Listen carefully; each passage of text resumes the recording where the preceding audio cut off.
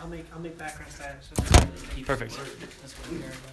So anyway, as David was getting villagers or small, people in from the nearby communities, whatever, all the Israelites come to Jerusalem to be judged by the king because they have a problem, they have a quarrel, they bring it to the king.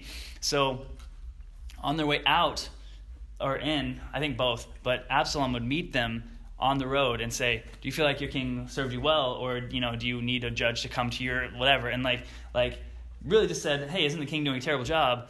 Let's get him. And he did this for I don't know how long, a couple years. Just constantly he's like, the king is terrible, and we need to do something about it. All this.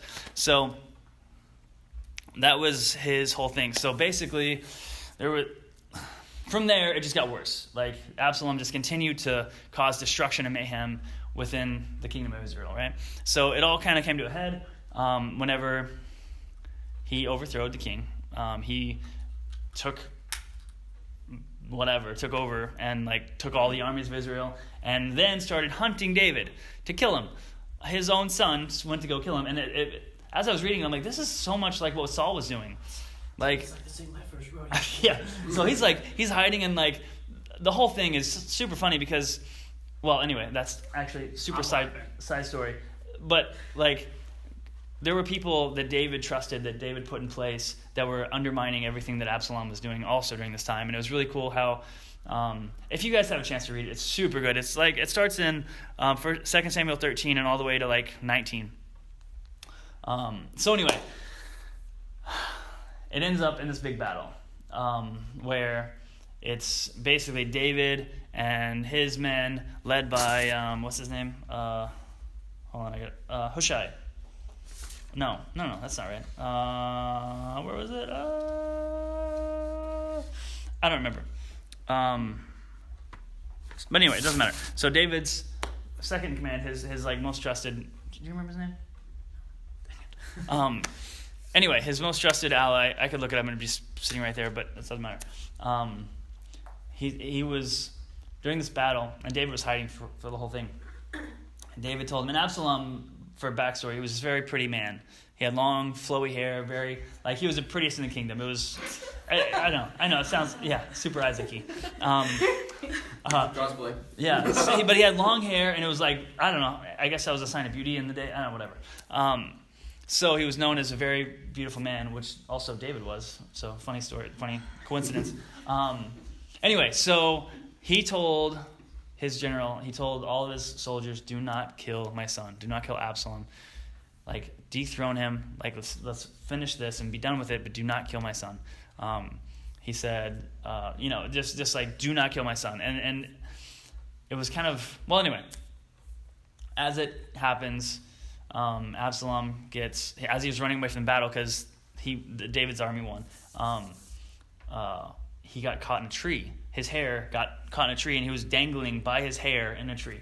You guys have heard the story in youth, but so the crazy part is he was just sitting there, and the general was like, "Hey, someone go kill him." And then he told this guy, and this guy's like, "No, I'm not gonna. The king told me not to tell everyone, and we heard it. We're not gonna kill him. Last time somebody did what the king did not like, they got killed. Yeah. And so this second in command, he goes up and just kills him. I don't know I think he just guts him, basically. Slices his gut open, but kills Absalom. And this is where it gets super weird, but This is the weird part?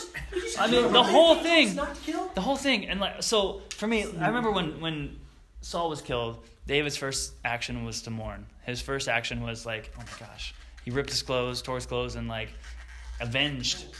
Right? After he killed the other guy. Well, he cried first.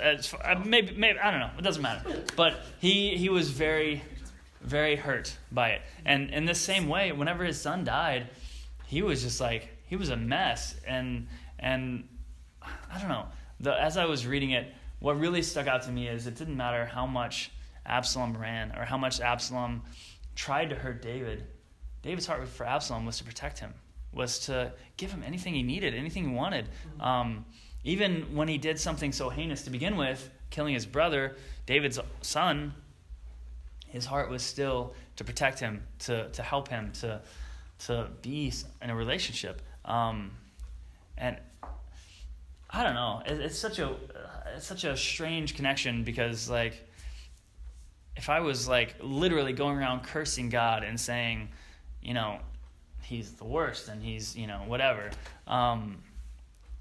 Like if someone did that to me, I'd be like, no, get away from me. I never want to see you again. Like, oh my goodness, I'm not gonna tell you that story. It's crazy. Whenever we're at the Laughing Freezing Cow, I'll tell you guys a story that happened today. It was nuts, just crazy. Super embarrassing, but crazy. My mom, she's crazy. Anyway, so David, in the midst of all this hurt that Absalom is causing him, he says, no, don't hurt my son. Don't hurt what God gave me. Like, this is my son, this is my boy, my flesh and blood.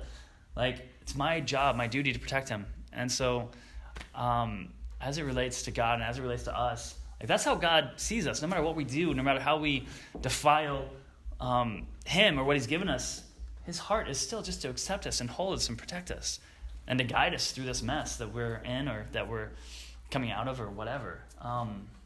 So that's the big takeaway that I want you guys to know and to understand God's heart as it relates to David as a father is no matter what you do, no matter how far you go, no matter what you do to God, his heart is always for you. And he always loves you and wants you to come home, wants you to be there with him, wants you to restore everything that was lost. And that's truly like, as it goes to Israel, you guys back and forth, 40 years good, 40 years bad. And like this, the cycle of Israel is just nuts. But every time he was so glad to have his children home, have his family together. So anyway, that's the final installment of the David series. I've really enjoyed it. I hope you guys have enjoyed it as much as I have. And I'm really sorry that I didn't record any of them except for this one.